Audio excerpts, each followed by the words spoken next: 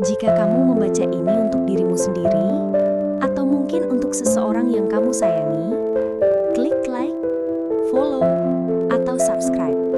Karena bisa jadi, lewat kisah ini, bukan hanya kamu yang dikuatkan, tapi juga hati lain yang sedang rapuh dan ingin sembuh.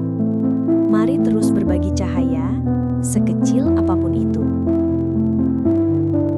Kisah 106. Bukan aku yang menyembuhkan diriku, tapi sholat tahajud itu. Aku pernah berada di titik terendah dalam hidupku.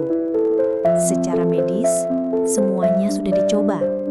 Obat dijalani, terapi dijalankan. Tapi rasa sakit itu seperti tak benar-benar pergi. Bukan hanya fisik yang lelah, tapi jiwaku juga seperti pecah. Penuh sesak, penuh marah. Aku menyimpan luka dari orang-orang yang pernah melukai. Dan diam-diam, aku tak benar-benar ikhlas. Masih ada dendam yang tertahan. Sampai suatu malam, dalam hening jam 2 pagi, aku terbangun. Entah kenapa, tubuhku berdiri sendiri. Aku ambil wudhu dan sholat. Sholat tahajud, yang dulu kuanggap hanya sunnah tambahan, tapi malam itu terasa seperti satu-satunya harapan. Aku sujud lama, tak ada doa puitis, hanya tangis dan bisikan lirih. Ya Allah, aku lelah, tapi aku percaya Engkau Maha menyembuhkan. Aku ingin sembuh dari luar dan dalam.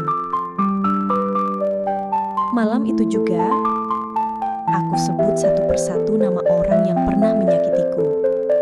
Dan walau berat, aku ucapkan, aku maafkan, aku lepaskan, aku ikhlaskan semuanya. Bukan karena mereka benar, tapi karena aku ingin sembuh. Rasulullah pernah bersabda, tidak akan berkurang harta karena sedekah. Tidak akan bertambah seseorang karena memaafkan, kecuali mulia. Erham Muslim. Sejak malam itu, tak ada mujizat tiba-tiba, tapi hatiku perlahan tenang. Tidurku lebih nyenyak, tubuhku lebih ringan. Dan dokter pun berkata, saya nggak tahu apa yang berubah, tapi kondisi kamu jauh lebih stabil sekarang.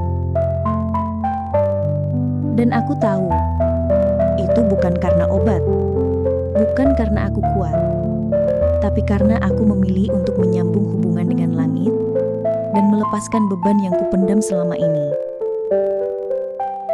Kesembuhan sejati bukan cuma soal tubuh, tapi hati yang bersih, pikiran yang lapang, dan jiwa yang kembali jujur pada Tuhan.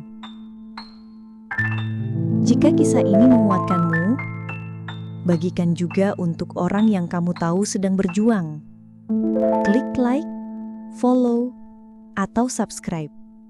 Karena bisa jadi, lewat jari-jarimu, ada hati lain yang akhirnya pulih, karena tahu bahwa kesembuhan bukan hanya dari dunia, tapi dari Allah yang Maha Menyembuhkan. Terima kasih sudah mendengarkan. Sampai jumpa di kisah berikutnya.